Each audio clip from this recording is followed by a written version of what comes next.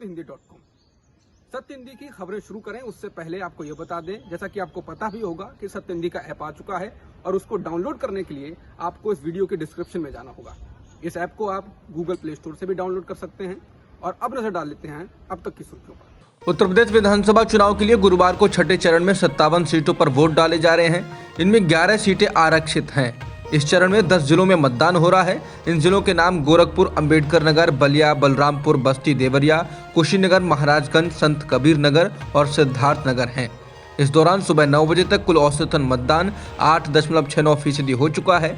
बता दें, बीजेपी को 2017 के विधानसभा चुनाव में इन 57 में से 46 सीटों पर जीत हासिल हुई थी।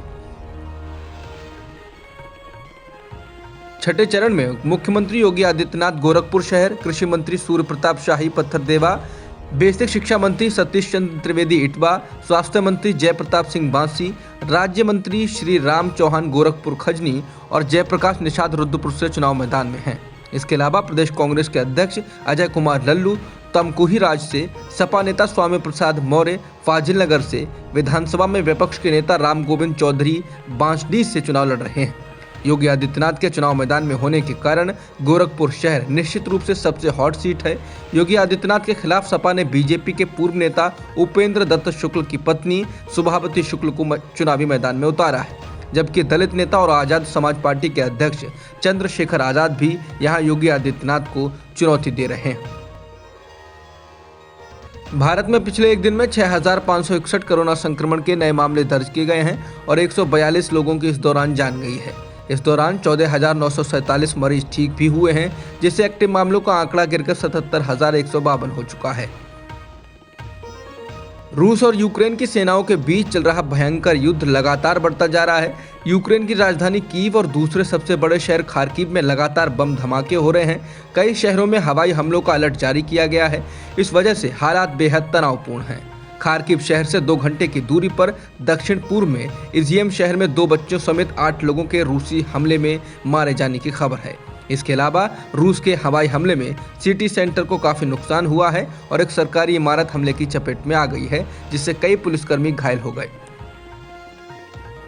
यूक्रेन पर रूस की सेना का हमला लगातार जारी है। इस बीच रूस की सेना को यूक्रेन में अब तक की सबसे बड़ी सफलता मिली। रूसी सेना ने यूक्रेन के अहम शहर खेरसोन पर अपना नियंत्रण हासिल कर लिया है।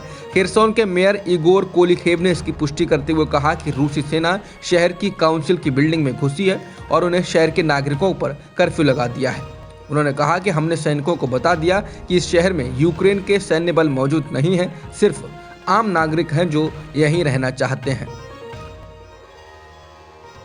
यूक्रेन के राष्ट्रपति वोलोडिमिर ज़ेलेंस्की के एक सैन्य सलाहकार ने बुधवार को कहा कि यूक्रेन पर रूस के आक्रमण की शुरुआत के बाद से अब तक 7,000 से अधिक रूसी सैनिक मारे गए हैं, जबकि वरिष्ठ अधिकारियों सहित सैकड़ों को बंदी बना लिया गया है। भारत सरकार ने यूक्रेन में भारतीय छात्रों को बंधक बनाने के रूस के दावों को खारिज किया।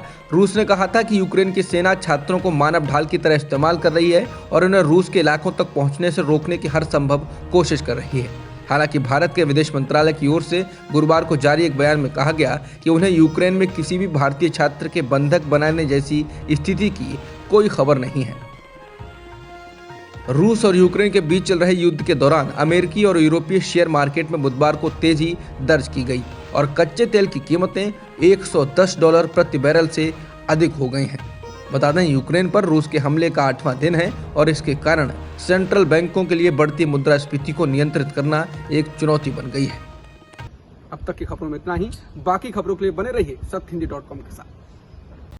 सत्य हिंदी का ऐप डाउनलोड करें गूगल प्ले स्टोर पर।